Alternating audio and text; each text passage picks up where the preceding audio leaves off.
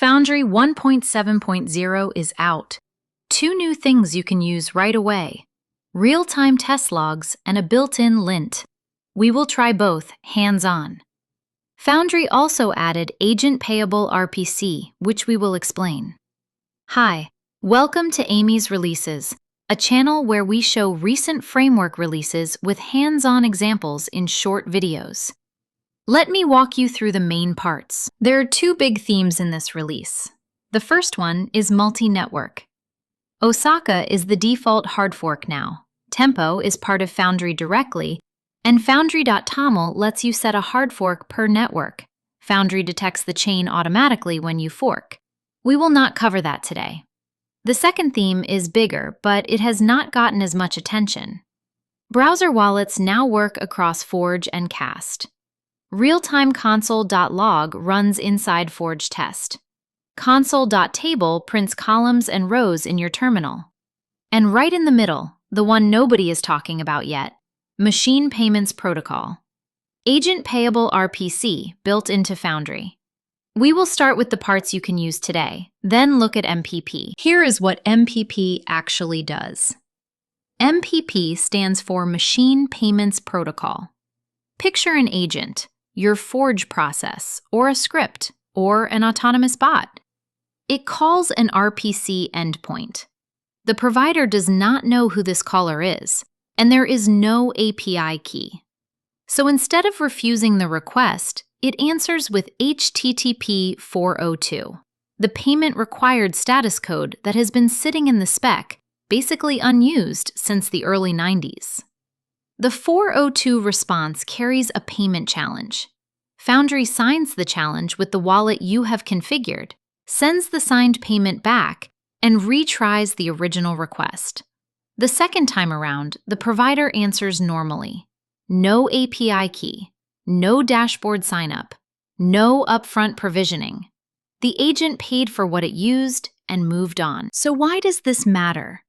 Today, when you want chain access for anything beyond a public node, you sign up for an account, you copy an API key, you paste it into your environment, and you hope you do not commit it to a public repo. That model assumes a human in the loop. Now think about an agent that needs to scan 100 chains, or a CI pipeline that spins up and down 1,000 times a day, or any process where there is no human to click through onboarding. MPP turns RPC into something a machine can pay for, on the fly, with no human provisioning, and Foundry shipping it in the box with a built-in URL map for known providers and a WebSocket transport for long-lived subscriptions means your agents can use it tomorrow, not next year. For the curious, the entire MPP integration in Foundry is 3 pull requests: 14.192 for the core HTTP transport, 14.353 for the built-in URL map, and 14.404 for the WebSocket transport.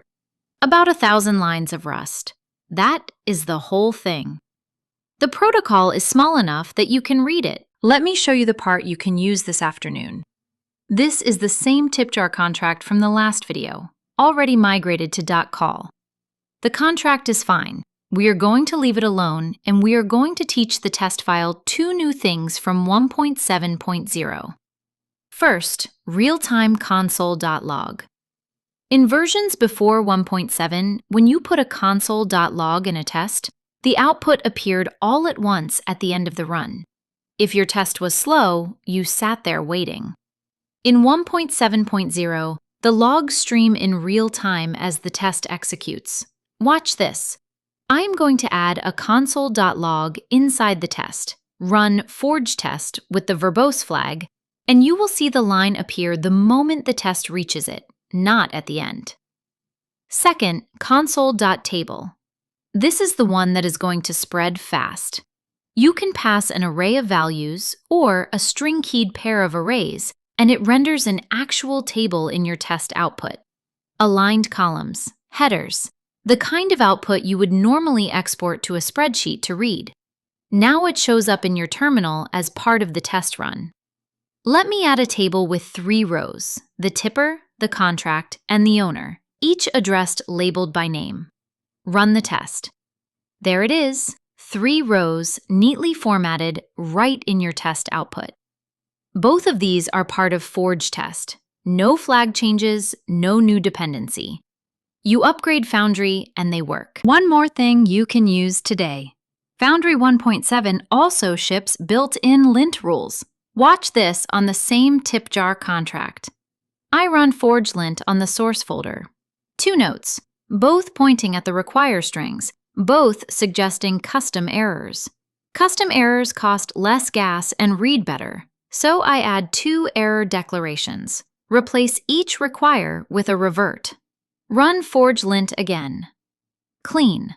4 rules ship today.